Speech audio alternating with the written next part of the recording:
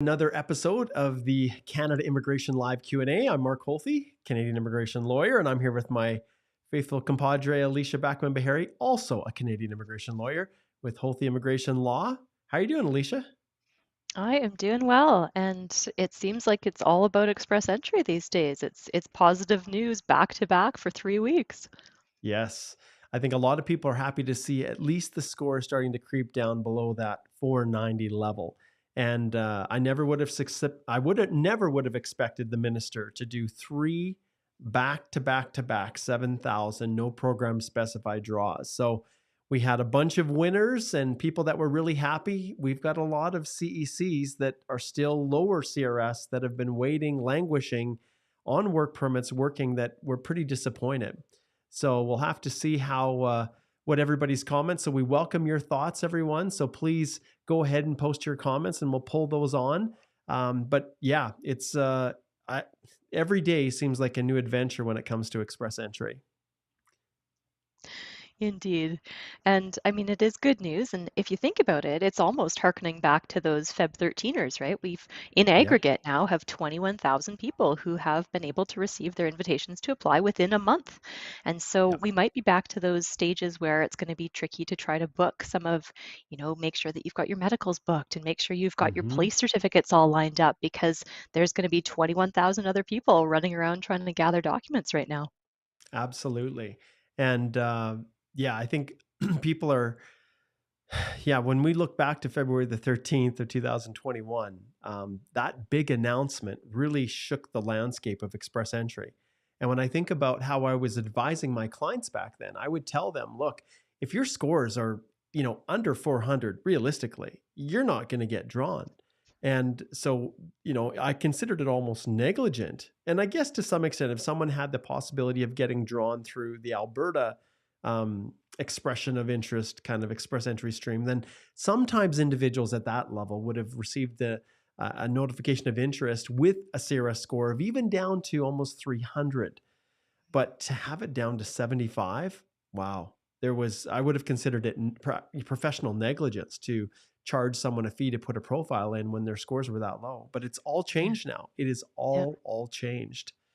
Yeah. So the difference is now you have everybody above 481 on this most recent draw, but you still have 21,000 people in aggregate between, the 7,000, 7,000, and 7,000 who are now going to Mhm. be trying to scramble and get all their EAPR finalized in the next month Yep, to 2 months. absolutely.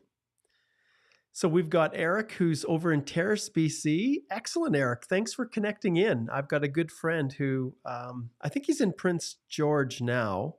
Yes, I think he's in Prince George now, but he basically lived in Smithers, and I had another law school classmate that was from Terrace, BC. So fond And I memories think of times with them. and I think Fernando said hi from Winterpeg as well. So Oh, we better give a shout out to Fernando as well. Yes, in Winterpeg, where University of Manitoba, that's where I completed my law school. So very, very cool. All right, let's see who else we have here. Promise, she says document gathering is hectic. Yes, it is. We're here to help too, Promise. So remember, we are here. If you guys are struggling, that's why we're here.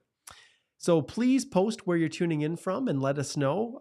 We are so grateful to have you. I'm recording from my office downtown here in Lethbridge, which I just recently set up here to meet with some people in the community now that things are lifted a little bit. So we're bouncing back and forth. And so I've got a little bit of a different setup here with a different mic. I actually have an overhead mic that I was going to connect it to in the old way so you wouldn't even see the mic, but the connection was a little bit different and I hadn't anticipated it. And to add more complications, my wife needed one of our vehicles. And so we have too many drivers and not enough vehicles. So she dropped me off. So I didn't have time to run somewhere to get it fixed.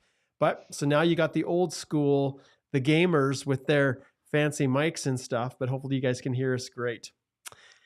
All right. Let's see who else we have here. So we've got Iggy. Hello. Good to see you. We've got Sam here. Oh, I've got something for you, Sam. Let's see. Make sure I don't have the sound effect too loud, but I think I do have right here for Sam. Sam's got himself an ITA yesterday. And let's see, what else did Sam say? It looks like his comment was cut off. He says, I commented last week saying, okay, here we go. And no, I don't need to talk to Enterprise. Okay, I got an IT yesterday. I commented last week saying, and let's pull it up here, saying that it was my birthday and I lost 6 points. It has been a long and tedious journey. Well, that's fantastic, Sam. We are so, so happy for you. And we love getting positive news from people because there's so much negative to talk about, isn't there, Alicia? It's true. We can always choose what we focus our attention on, and hopefully we can at least celebrate some of the good things right now. Exactly. We've got Kathan, who is over in Saskatoon. I've got a niece who's in Saskatoon with her husband right now, going to school. That's a fine place. Let's see what else we have here from people and shout outs. We've got a bunch of questions, and we'll definitely jump back in to start answering those questions, no matter which platforms you're on. Hopefully, we're broadcasting safely to LinkedIn and Twitter and Facebook and YouTube now. So, all right, we've got Ammon, who's over in beautiful Newmarket. Great. That's wonderful. All right. Well, like Alicia had indicated, and we'll just flip the screen around here. I think we can get this sorted out properly here. There we go. So like we talked about these rounds of invitations, it's crazy to believe that we had yet another one, and it mirrors pretty much all of the other ones. No program specified draw, 7,000, and the low CRS is 481. So if we look, the neat thing too, Alicia, is that, and of course the tiebreaker was Valentine's Day here. But if you look here, you can see the number of people the day before. It was, I think that was it. No, on the day that it was, that the round of invitations occurred, we were able to see how many people piled in 1 week. So essentially it was 484, was it, Alicia, last week? Yeah. I think. And Yeah. so I believe so when we flip over here. So yeah, it was 484. So to go just to drop 3 points, okay, in 1 week, 3 points, if we go back here, you can see how many people piled in. So there were 261 PNPs essentially, although some of these people could potentially be executives that are getting an extra 200 points. We've got between 501 and 600, 468 people. And then you can see from 491 to 500, only 374. And that's really telling you guys. And what that is saying is that there are not nearly as many people at this level that are hitting these high levels anymore.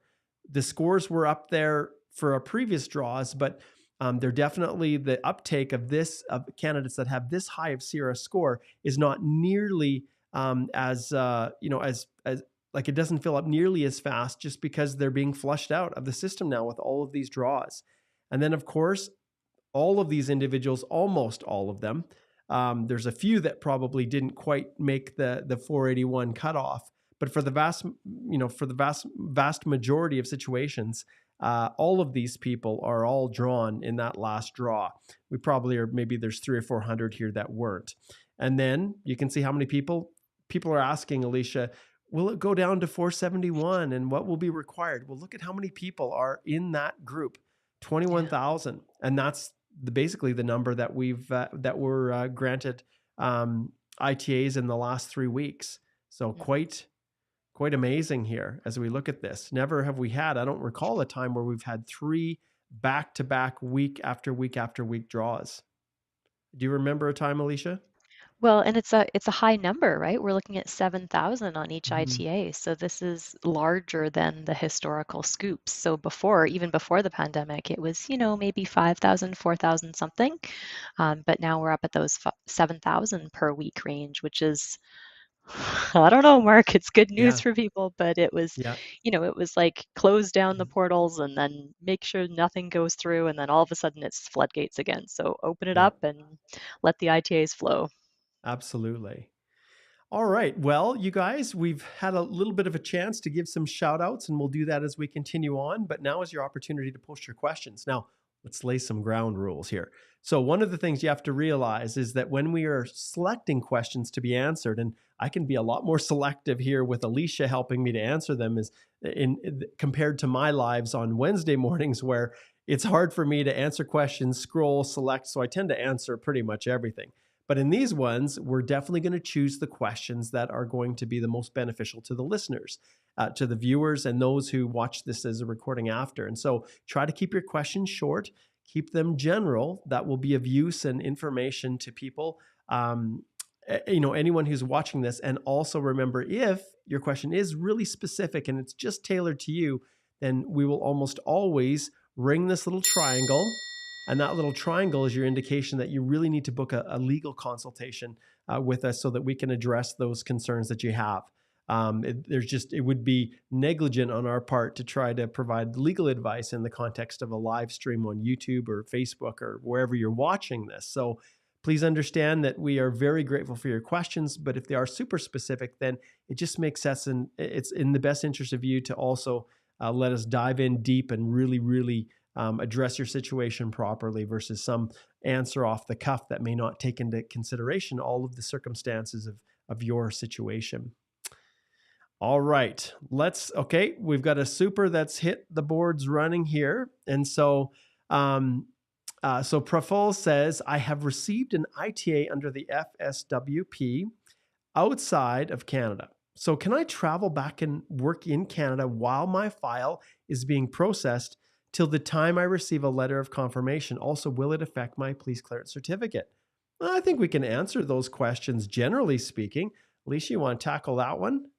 Yeah, so it's fine if you were chosen under the Federal Skilled Worker Program, if that's how you got your ITA and you qualify you have some sort of valid work authorization in Canada, and you're able to travel back and forth, and you're able to satisfy the officer at the port of entry that you have a valid temporary intent plus a dual intent. If they can see that you have an express entry application in process, that's fine. You're allowed to have a valid dual intent as long as your permanent intent doesn't take over that temporary intent, as long as you can satisfy the officer that, yeah, you'll leave whenever your authorized period ends.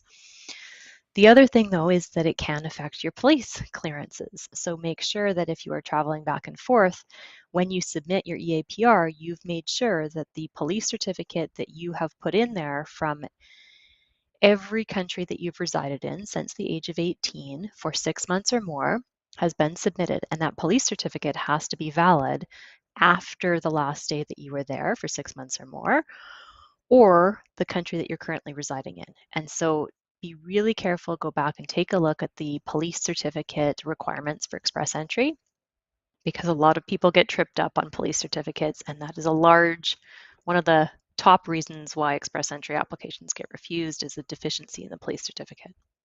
Yes.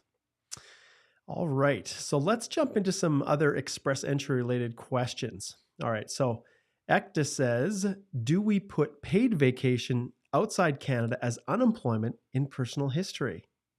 Mm-hmm.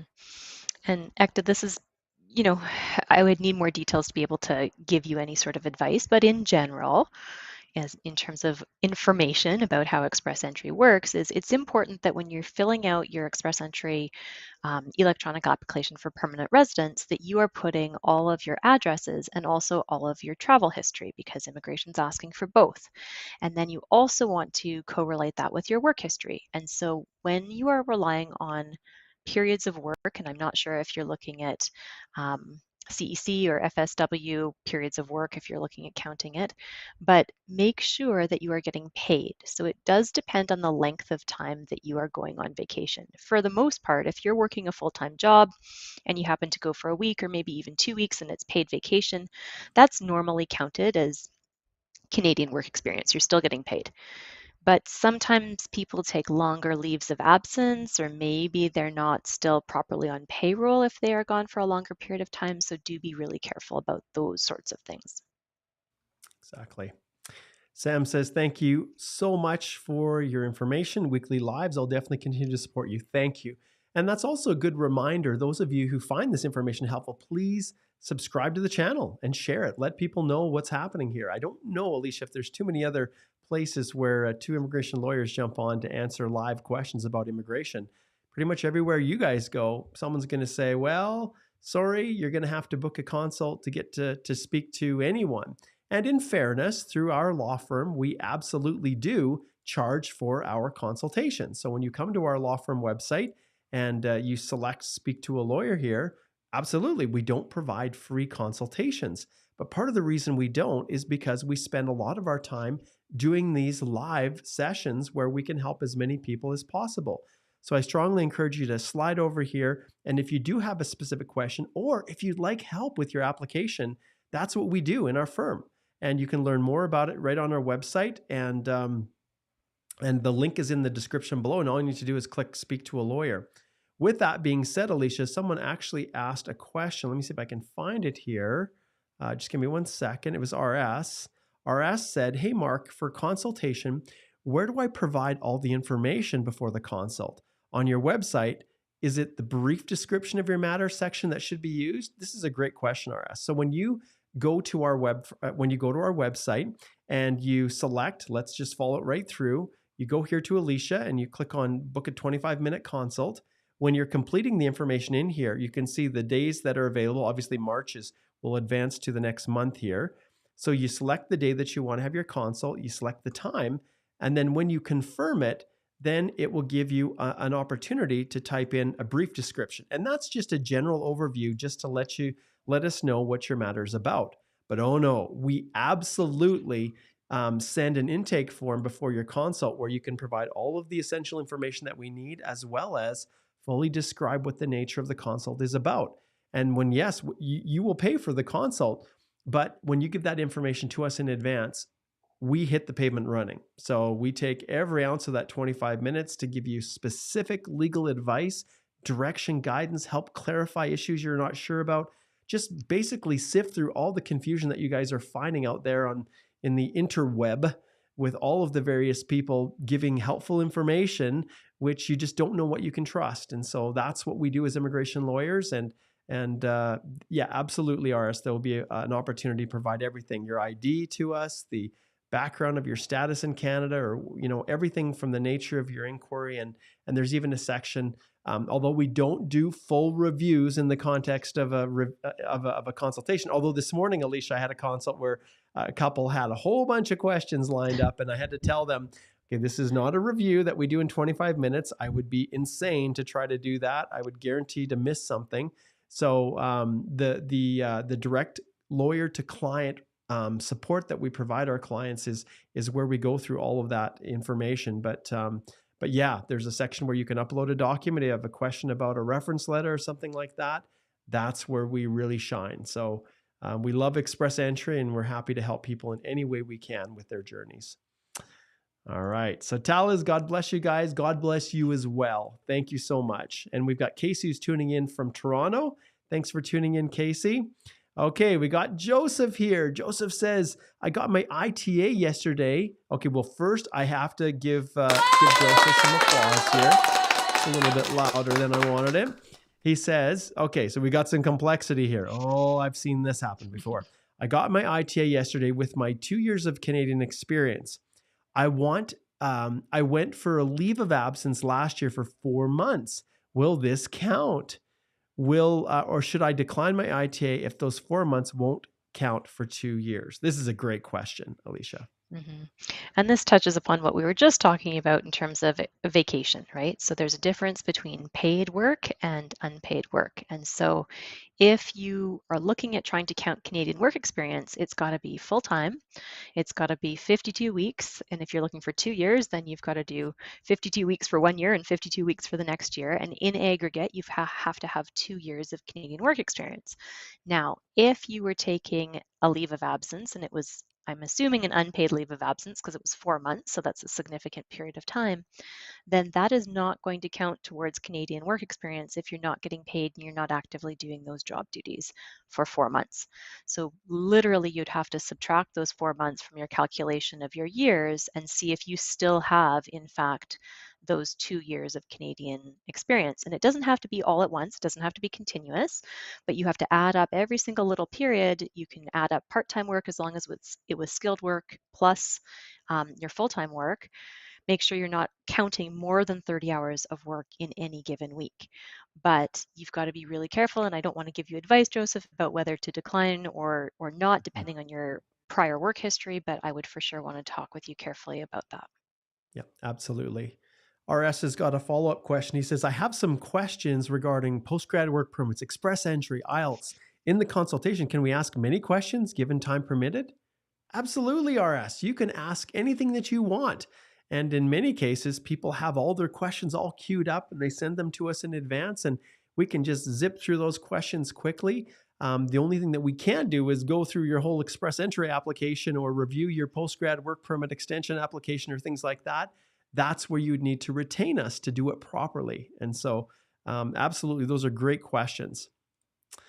All right, let's dive into Harpreet here. So Harpreet says, "Hey Mark, I'm from India. I'm 474 as the CRS waiting for 2 years. He's maxed out with his IELTS and his work experience. Now it's hard to choose for education route or wait for invitations. What are your thoughts?" So Alicia, someone who's sitting at 474 and they've maxed out everything, they're trying to decide, well, what do I do? Do I try to go to school? Do I wait and hope for an ITA at 474? What would you tell Harpreet? Yeah, it's tricky because I'm not sure how old Harpreet is either, right? So I don't know, just like you Mm-hmm. were talking about, Mark, right? We've got to talk about all the circumstances in terms of what are the particular facts and background for each individual, and then what's going to make sense for them and their family situation and relatives. And do you have spouses? Do you have kids who are involved? All this makes a difference. Um, if you're just looking in general, somebody's got foreign work experience, they've maxed out on their foreign work experience, they've maxed out on their English language points, well, hey, can you learn French? Right? It's never harmful if you're able to possibly learn French and get some points on your TEF exam or TCF exam. So that's one thing that you can look at doing. But yeah, if you're looking at maybe you apply for a study permit or maybe you just try to hang tight and hope for an ITA, it is tricky with study permits because you've got to make sure that you're proving how this course of studies actually fits in with your career objectives, with your prior experience, with your prior education, how you're going to afford this, how you're going to be able to use these skills back in your home country. So do be careful if you're looking at a study permit because it's got to make sense in the context of your life and your career path. Excellent. All right, let's see. We've got a comment here from Jason Tran. He says, "Thanks for all your sharing knowledge. Your DIY course helped me a lot and makes the world so much better. I promise." Thanks, Jason. That's really kind. So what Jason is talking about is the DIY courses that we have in the Canadian Immigration Institute. And if we flip over to the screen, if you're first viewer, the courses, we have one for Express Entry. We actually just finished the master class, but we're going to start another one because of all of these draws here right probably the third week of April. So in about a month. Actually, no, it'd be about 3 weeks from now. So we're going to do another master class, but we have one for study permits to help navigate that crazy world, as well as spousal sponsorship is the third offering that we have right now. So all of those are available to help. And why did we create them? Well, we created them to give you guys a little bit of a leg up, but we also use them for our clients. And so they're a great resource and tool to help our clients get prepared. And then when we are working collaboratively with them, it just makes the process so much better because they have a real solid foundation in what they're supposed to put in their answers. And then when we step in and we provide that high level overview, it just makes things just so much easier for the client and for us. And the result is just great. All right, let's slide back here. Jason had another question. He said, "I've updated my profile with my siblings' PR, so plus 15 points, 6 months after I first submitted. Then I got an ITA yesterday. Am I eligible to claim his PR even though he wasn't a PR when I first submitted my profile?" Mm-hmm. And that's an interesting question, right? And so it's trying to figure out, well, what's the time, right? What's the key time period to be aware of? And if your sibling is now a PR but was not a PR when you first created your profile, that's okay as long as your sibling was a PR at the time that you got your invitation to apply. Exactly. So when that ITA is issued, everything in your profile has to be accurate.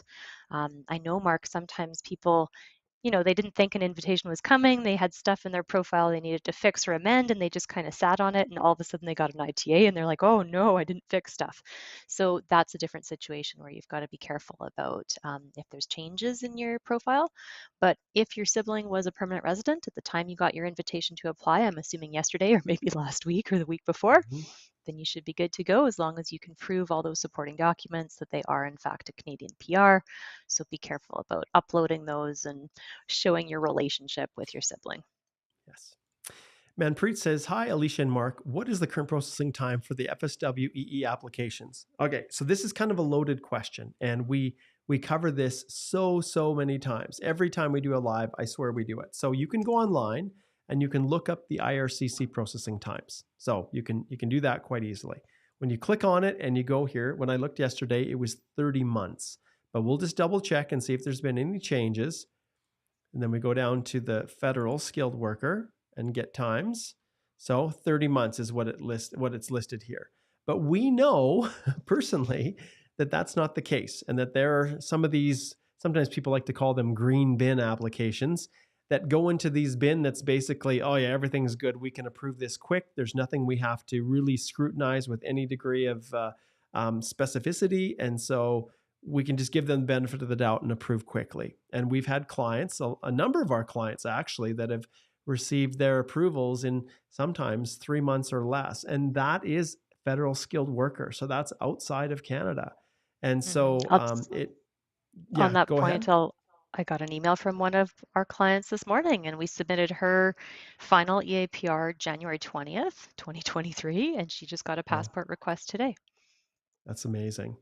So, you know, when I had my discussions with the minister, now it's been almost 2 years ago. It's hard to believe that it's been that long. We had our discussions with, through the Canadian Bar Association's executive, we had a discussion with the minister about this, and I brought it up and I said, look, they used to post, this used to just say 6 months, which is their service level standards that they try to achieve, you know, as a department. That's the goal, is to process all express entry within 6 months. But at the time, we knew it was going to be 23 months or 24 months processing because of the pandemic, the backlogs. But yet they didn't update this. And it was the same for spouses. They just said 12 months across the board. And we knew that it was taking much longer, in many cases, 2-3 years. And so I said to him, I said, look, it does not help to leave the processing times at your service level. It doesn't help people because they need to plan their lives. And I was very, very happy to see within a month they had changed it, and they then had put crazy things like this.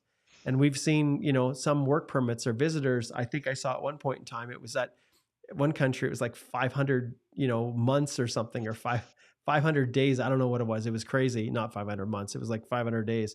But the reality is the department is now fallen in love with under promising and over delivering, which is great. Because if you're expecting 30 months, when you look here and you get your application approved in 3 months, well, the department's going to look pretty good. So in fairness, these may be a little high, but if someone has any issue with your application, if they have to come back and ask for anything within the context of your application, that pushes you out of the normal processing times. And so there is no indication whatsoever of how long it's going to take. It'll take as long as it takes. So, but with that being said, I guess, Alicia, it also makes sense to just direct people right back once again to our site and just let people know that if they do have issues, applications are stalled out for a long period of time, there are things that you can do. And if you go to our legal help section, you can see refused applications, judicial reviews, submitting reconsideration requests, and then delayed applications, writs, applying for a writ of mandamus. So there's options that are available, and the best way to figure out if you are caught in this vortex where your application is just not being processed is to consider, you know, just booking a consult with us and seeing if there's things that we can do. And so there are options out there if you're stuck forever. But if you're within the processing times, you know, those options for mandamus to force to, get your application approved quicker just because your friend Rahib has got his done in 2 months and you're at 6 months. Well, yeah. So be careful following the trends online and trying to base your experience on theirs and wondering if there's something wrong because yours isn't processed in 2.5 months and it's taking 4 months. Well, you could see FSW, theoretically, they've got 30 months posted. So, all right. Okay, let's get to our next question. Just give me 1 second here. Okay, EC says, hi, Mark and Alicia. My mom has an expired TRV.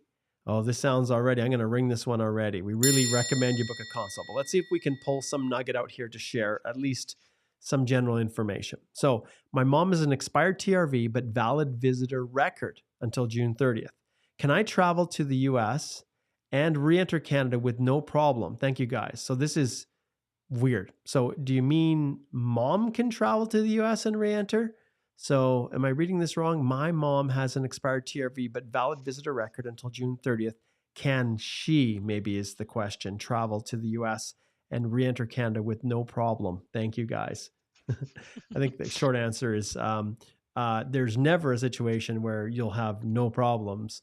There's always going to be challenges. And do you want to tackle this one, Alicia? Mm-hmm.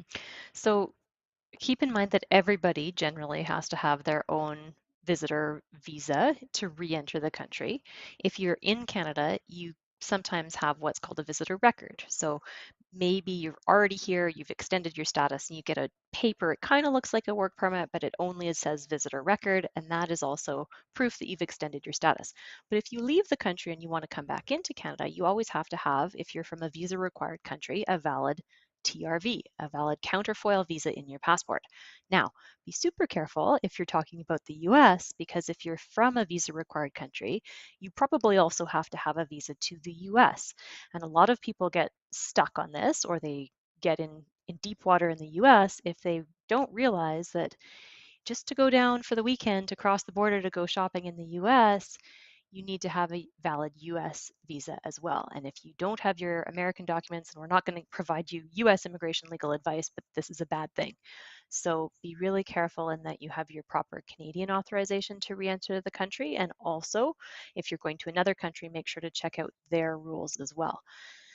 And each person has to have it. So I'm not sure if you're talking about you or your mom, or how that relationship works and who has the visas and who's required to hold a visa. It depends on your country of nationality, what your passport is. Excellent. All right, looks like we got a follow-up, Alicia, from one of your consults here. So M. Desagon says, met Alicia for a consult with my sister-in-law a couple days ago. Thanks a lot. Just forgot to ask, what's the reasoning behind the Alberta Opportunity Stream? Why remote work from home is an issue? Mm-hmm. And I think there was another question too, on accelerated Yeah. tech. And so I'll kind of treat these as the same question. So there's a few people asking about, well, when we're looking at the provincial nominee programs, what are the requirements for a job offer, right? And so Nafi's asking a very similar question. Yes, And he has a mhm, remote user support technician job for a big company, but couldn't find their office in Alberta. Can I still get Alberta Express Entry Stream Accelerated Tech Pathway? And yeah, so we'll tackle both of those. mhm. So for the PNPs and for Alberta PNP in particular, it is important that the job offer be based in Alberta. And so the Alberta employer has to prove that they are incorporated. So it's a legally incorporated business. I've got a frog in my throat, just a sec. Yeah. So it's got to be a legally incorporated business, and it can be incorporated in the province of Alberta or a different province and then extra provincially registered, or maybe it's a federal incorporation, but it's got to be a real business and it's got to have legal status. The next thing is it has to have a physical presence or an office in Alberta. And then the job itself has to be based in Alberta. So, what the PNPs don't want people doing, or they don't want employers doing, is saying, hey, we're a virtual company. We're offering jobs to people supposedly in Alberta. We're going to try to support your provincial nominee application, but there's nothing in the job that actually requires you to ever physically report to an office in Alberta. Maybe they don't have an office in Alberta, and you wouldn't actually be reporting to any managers or having meetings in Alberta. And all of this is a no-go in terms of the PNP program, because they want to see that people are going to be staying and have an intent to reside in the province. And if you have a job offer, that's one of the key factors that they look at. But if that job offer is not actually tied to an Alberta location, then there's no reason for them to give you a nomination, right? Because they don't think that that is actually an Alberta offer of employment. So make sure that if you're looking for Alberta and you're looking at AOS or you're looking at the tech stream under Express Entry, They're very sticky about wanting to make sure that there's a physical premise, so the office location is in Alberta, and that somehow part of the parameters of the job is that people have, at least on some regular basis, a few times a month at least, there's some in-person, in-office. The office is there for people to go to if they need to, and there's an Alberta component to the job. All right. Next question is from Promise. She says, "Hi, Mark. In the EAPR, the names required are last name and first name. I have a middle name, and I am thinking if I should include that in the first name column." Mhm. So, In tackle that general, one. yes. In general, yes. So there are some naming convention things that can get a little bit fun when you're looking at the way that the EAPR fields tell you to answer the questions. So in general, yes, if you have a first name and a middle name, you can put those both in your first names. If you have a last name, that goes in for sure the last name column. It does get a little bit weird and wild in terms of looking at, sometimes people only have one name on their passport, and then depending on the country of nationality, sometimes they list it as a first name or they list it as a last name only, but IRCC does have a naming convention in terms of how you're supposed to translate that into their system. But for you, for Unique and Promise, it's fine to be able to put your middle name with your first name. Mhm. Yeah. All right. Here's a tricky one from Manpreet. So, realistically, Manpreet, this is something that we do get at quite a few consults, especially after people come and watch our live streams and we talk about the importance of being very specific within your application. He says, "I studied my 2022 to December 2022. In his postgrad application, I mistakenly mentioned the wrong date, May 2020, instead of May 2022 for my part time job. My work permit application is already approved. What should I do?" So this is Mm. after you notice a mistake, after your application has actually been approved. And Manpreet, I mean, I'd need more details from you in terms of what should I do, in terms of providing advice for what you should do. But in general, you always want to fix it. You always want to let immigration know, because this can come back to bite you in a few ways, right? Yes. If you're looking at your period of studies, you're not going to get points for Canadian work experience that was overlapping any full-time period of study. And then if you're saying that you were working and you shouldn't have been working because you were actually studying and that was just a mistake, you want to make sure that immigration's not going to look at this file later on and go, wait a minute, you were working without authorization, maybe. So be really careful. Also, it matters in terms of when you go forward, if you submit another application for a change of conditions to a different type of work permit, like a LMIA-based work permit, or if you apply for PR, you want to make sure that you've corrected that error. So in general, make sure you've corrected errors. Most of the time, if the application's already been approved, there's no way to go back and correct it because it's finalized. So you're probably looking at doing a web form. Make sure that you're correcting it, keep proof of the fact that you're correcting it, take screenshots, make sure that you take a screenshot of the uploaded documents as well as the Inquirer page so that you can have some sort of way of proving that you did in fact correct it and when you corrected it. Yes. All right. Alu asks this following one through a super chat, which I think, Alu, I'm going to ring this little triangle right off the bat, but let's see if we can draw something out of here. I'm a little confused as I was reading it. So Alu says, "I dropped my spousal application." So I'm assuming submitted, maybe. I'm going to assume that drop means submitted. So we'll go from that premise. So as opposed to like canceling it. So I submitted my spousal application waiting for express entry draws, but now I got an ITA and I didn't even get an acknowledgement of receipt for the spousal. Can I withdraw the spousal and proceed with my own express entry, or will it create a delay? Mm-hmm. And these are tricky because we need to know more about what's going on and understand if you mean dropped by submitted or dropped by canceled. Mm-hmm. That's a big a big I difference. think we can assume it was submitted. So, Hmm. But if you've submitted that spousal application, some of these are getting processed fairly quickly, and mm-hmm. people basically are getting their PR finalization before they even get any sort of acknowledgement of receipt letter. So I had a couple that I was working with, and within 4 months, I think I mentioned we were trying to apply for their spousal open work permit. They still hadn't got that acknowledgement of receipt. And as soon as they completed their medical, the next, within 2 days, they got their approval on a PR letter.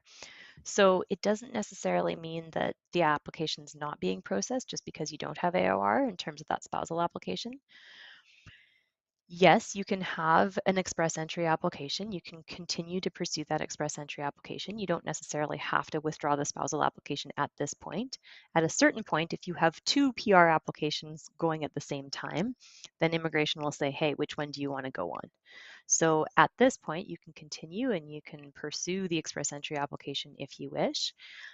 If the processing fees make a big difference to you, then you can withdraw and ask for the processing fees back on the spousal if they haven't actually substantially processed it. It's hard to tell if you don't have AOR yet. The other thing is you want to make sure that you're doing what is best for your situation and what is the most honest given your relationship status and your background and your history. So these can get a little bit complicated depending on, the nationality of your spouse and what things are like in terms of the marital relationship. So lots of things to consider with this one. Okay, Fahim says, I received 2 ITAs in 2 EE profiles after yesterday's draw. I declined on one of the ITAs. Will it have any negative impact in my application? So We're Fahim, not going to ask why, you've got 2, but it really depends on how you've got two, right? Some people will have 2 invitations to apply because they're a couple and one spouse has an express entry application and they're listed as the accompanying spouse, and the other person they're the principal applicant on a different one, and maybe that's why there's 2 ITAs. It would be curious if you have yourself 2 different express entry profiles with 2 different emails and 2 different kind of profiles, because technically if you're the same person you should only have one. So it really depends how you set it up and what's going on. there, that's Oh, better. I okay. just dropped myself down. Okay. All right. Next question. This is from Harsh, and he says, are these large draws an indication that there's a pause coming? And this is something I get a lot of, Alicia. Individuals, they always think, okay, well, what does this mean in the grand scheme of things? If they're issuing all of these ITAs, does that mean that they're going to stop issuing them? And that's a valid question. It really is. And the reality is, what are these targeted draws going to look like? Will the minister, because of the nature in which he uses this Bill C19 power, and people have asked these questions, will it mean that the number of invitations that are actually extended are going to be small, like little small, like maybe 300 or 400 in a round of invitations? It's entirely possible. And those are all valid questions. I don't know if you have any thoughts on that, Alicia. I know we don't have any intel on what the minister's going to do. They usually keep everything pretty tight-lipped, but Yeah, and who knows, it's possible that maybe they say, okay, look, we've gotten 21,000 invitations to apply out in the month of March. Maybe that gives us some time to roll out some targeted draws, and then that will shift kind of the landscape of express entry. Maybe that's what they're doing, or maybe they're just realizing, we didn't do a lot of invitations to apply in back half of January and February. We just had PNPs and an FSW. Let's just kind of pile through a whole bunch of invitations to apply. It's hard to say. do a catch-up. All right. Yi says, hi, Mark. Will an update made to the express entry profile change the profile cutoff date? So no. So when you've created your express entry profile, as long as you've properly submitted it, that is going to start the clock running on your 1 year, and then it's going to expire. So you can go in and you can update and transmit changes to that express entry profile, but it's not going to change your validity date for when you first created that profile. Yeah, exactly. And why, just to remind everybody, why that's an important question to ask is if an individual had 481 points, okay, their CRS score is 481, and when the round of invitation happened yesterday, if they were on 481, but they filed their express entry profile when they initially submitted it, was after this tiebreaker rule right here, February 14th, 2023, 7:35 UTC time, if they filed after that date, then they did not receive or should not have received an invitation. And remember, the tiebreaker rule only applies to the exact score if you land right on that exact score of 481 in this case. All right, let's dive. Our time is very quickly running away on us here. Let's see. Let's get to another one. So Ammon says, why do they ask for spouses' work history proofs and documents while no points have been given to them? So This is read my express article. entry. Yeah. Yeah, so I have a whole article on non-accompanying spouses. And so take a look at that, accompanying and non-accompanying spouses. In some circumstances, they're asking for the spouse's information because it's possible that you're going to get points for your spouse, in which case you want to document all the points. But if you are not going to be getting points for your spouse, then you don't need to list your spouse's work history. It's an optional thing to do. You do need to list, if you get an invitation to apply, all of your spouse's personal history and explain that you're married and declare the marriage and provide your marriage certificate and everything else. But if you have a non-accompanying spouse, or if you have a spouse who's accompanying and you're not going to be getting points for that spouse, then you don't have to put in your spouse's work history. So if you're not claiming points for your spouse's work history, you don't have to put it in. You would have to put it into your spouse's personal history. All right, next question. This is Suze.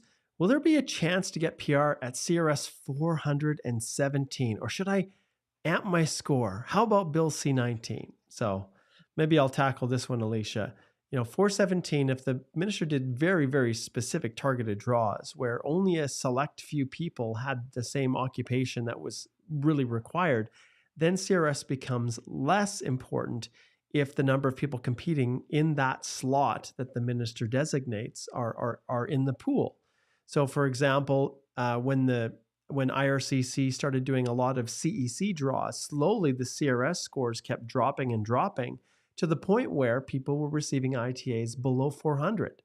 And it's possible, depending upon how the minister uses those Bill C19 powers, that someone could at 417 get it.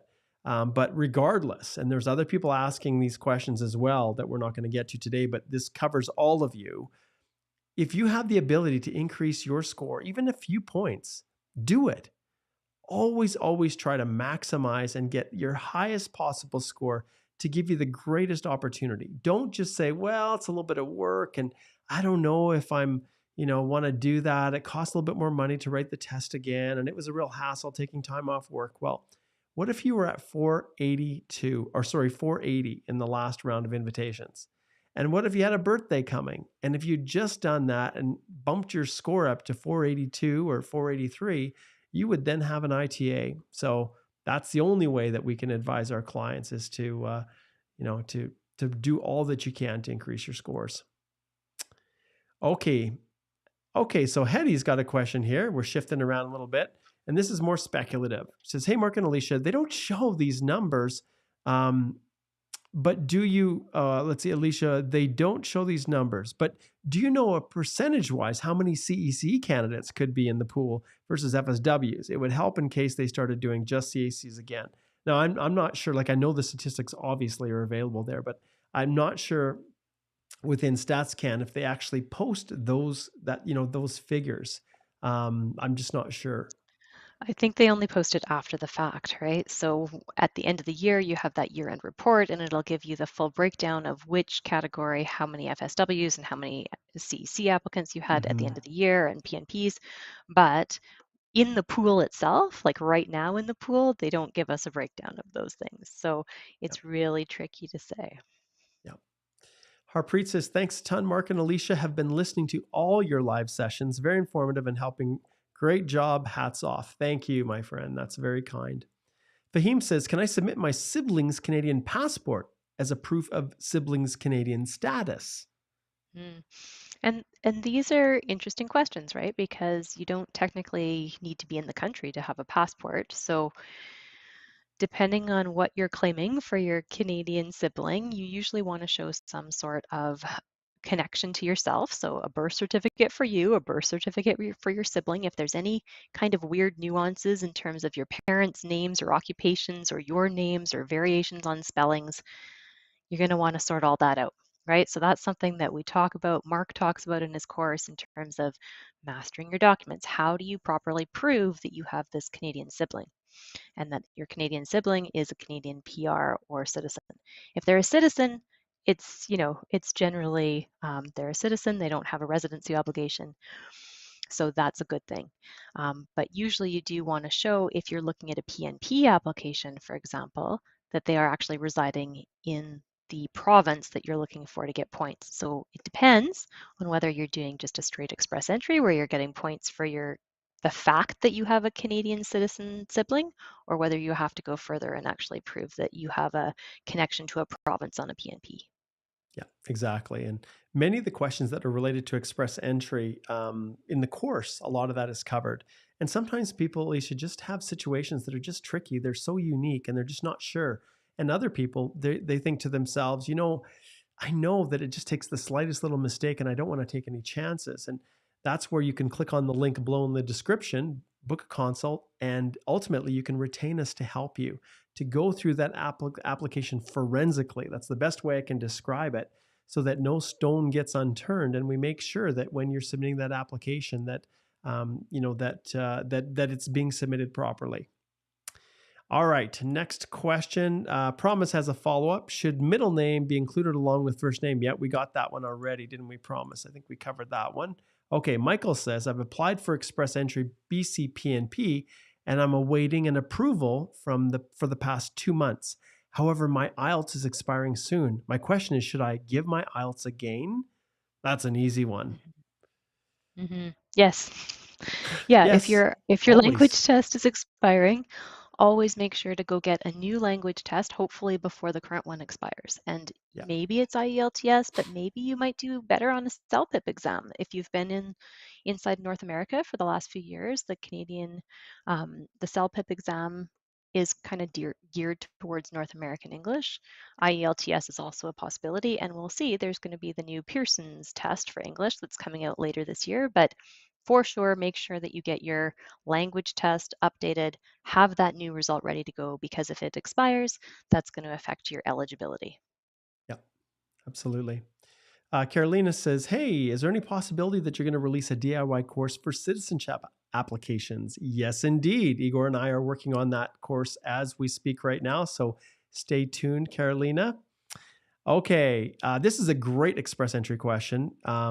Okay, Kathuria says, what needs to be an offer letter for claiming 50 points for LMIA exempt work permits? I meet all the 3 conditions for those 50 points. Does my employer need to put their firm's job offer number? And so this is something I want to clarify. Right, I'll set the stage, Alicia, to make it easier. So when he says an LMIA exempt work permit, what he's not saying is whether or not it is employer specific or not. So we'll assume, for the purposes of dig sheet here, that the that the work permit that he has is actually an international mobility program employer specific work permit, and the firm's job offer number is the employer portal registration. So we'll assume we're in the world of IMP and not open work permits, because those of you out there on spousal open work permits or postgrad open work permits, you would not be eligible for the 50 points claimed within express entry. But Alicia, what would you typically have an employer include? And it looks like Deeksheet might have been reading my article, because he does talk about the 3 conditions, and I went on at length. I did a little video on this. There's an explainer video, plus there's the article on our blog site that talks about what you need to prove to be able to properly claim those 50 arranged employment points. So yes, we are talking about employer specific. So take a look. Perfect. ICT employer specific work permit. Take a look, make sure that it's written on your work permit that it is a named employer, which it is if it's an intercompany transfer. When that employer is wanting to write that letter of support, make sure it's on company letterhead, make sure that they talk about the fact that you're authorized to work. They can for sure refer to their A number and the O number that they had when they did that ICT application.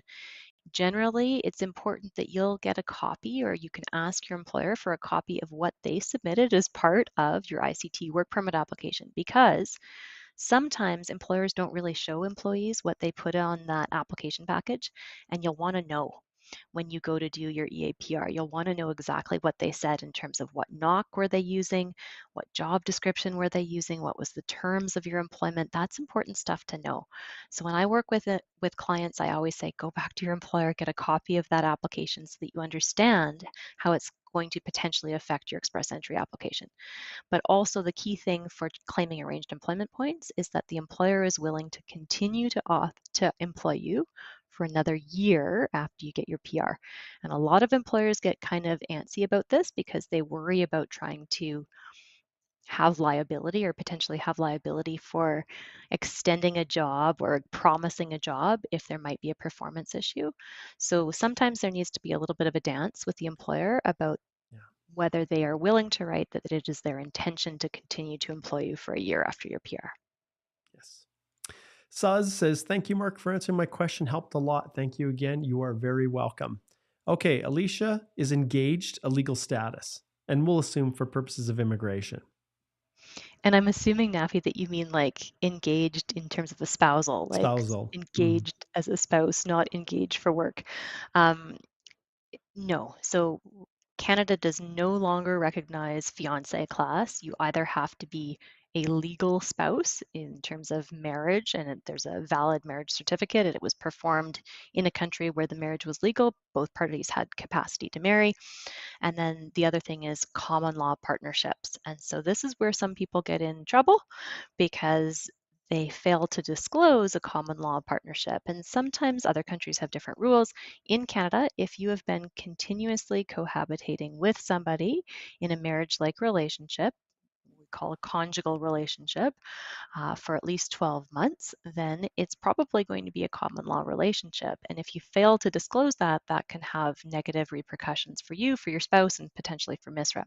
But if you're simply engaged, you've not been living together, it hasn't been a year, then that's not, it's not a legal status. Yeah. All right, we've got, do you have somewhere to go right now, Alicia? Do we have time for a few more questions? I've got a couple minutes and then I've got to get some file Okay. work. So we'll finish with 3 powerhouse express entry questions. So first one here is from Fahim. He says, I already applied for PR under the PNP non-express entry on November the 3rd, and now he's received an express entry ITA yesterday. What should he do? So I'll tackle this first one. We'll ring the bell and say, look, it really makes sense for you to book a consult to kind of strategize this. But there's no restriction in having multiple applications in the queue. The only restriction is you can't have multiple sponsorships. Now, sometimes IRCC will make their own decisions and try to cancel applications and things like that if you have multiple ones submitted. But in the context of what you're describing here, if you received an ITA and it was legitimate, you weren't accidentally getting nominee points because you've got a PNP nomination and you mistakenly assumed that, yes, I've got a nomination and got those 600 points. If it's legitimate, there's nothing stopping you from submitting your EAPR. You have to pay the extra fees and things like that. But generally speaking, that's kind of a general rule. There may be some valid reasons why you would consider filing that express entry as well as keeping your PNP in the queue. But eventually, one of them is going to win. One of them is going to get to the stage where you're ready to approve. And at times, I've seen IRCC come back and say, well, "What are you doing? Which direction do you want to go?" Other times, one gets approved, and then you can apply to just cancel the other one because you've obviously got permanent residence. But we highly recommend, Fahim, that you book a consult with our firm because then we can actually discuss in detail what, the various factors at play that would cause you to consider, one versus another or filing both. So the consult link is below. All right, next question. We'll flip this one over to Alicia. This is from Jasmine. Jasmine says, I got an ITA under CEC. Now I realize that I miscalculated the number of work hours in the profile. Can I correct it now in the EAPR? No effect on CRS. Do I have to explain it in the letter of explanation? So Jasmine, be really careful, right? So as long as you have correctly been attributed your Canadian work experience hours, that's super important. So sometimes miscalculation of hours, it's a few days or a few weeks or something, and it's not going to change the CRS score, and that's hopefully what it sounds like is happening here, but you do have to be really careful that you're properly calculating that. We actually have a tool for calculation of hours for CEC that I use with my clients to go back and have them double check all of their pay stubs, make sure that it's absolutely correct in their calculations. But yes, if you realize that you made a mistake in the express entry profile stage versus the EAPR, you do want to correct it. How you correct it is very important. And yes, you definitely will want to have your letter of explanation and go through things really carefully, because sometimes when you make a mistake somewhere, it's like a little waterfall effect and there's other things that tumble from that. So just make sure that you're doing it properly. You bet. Last question is from Wahid. This is a really good question. It's a proof of funds one, which we haven't had for a while. I'll be selling my car for proof of funds at the time of applying for permanent residence, but I won't be able to show maintaining proof of funds. Would it be a problem during my application? Thank you. Well, I'll tackle this one, Alicia. When it comes to proof of funds, the main thing that IRCC wants to know is that the money is yours. And often when you have earned it through your savings, through your work, they can see an incremental increase in the money coming into your account. That's why they want to see, for example, what's the average balance? Does it show that the funds are slowly growing incrementally? But at times, people don't have the money and they need to liquidate an asset. The key is that you can show where those funds came from. And like it or not, Alicia, there's a lot of people out there that try to game the system. And we see it a lot in the context of study permits.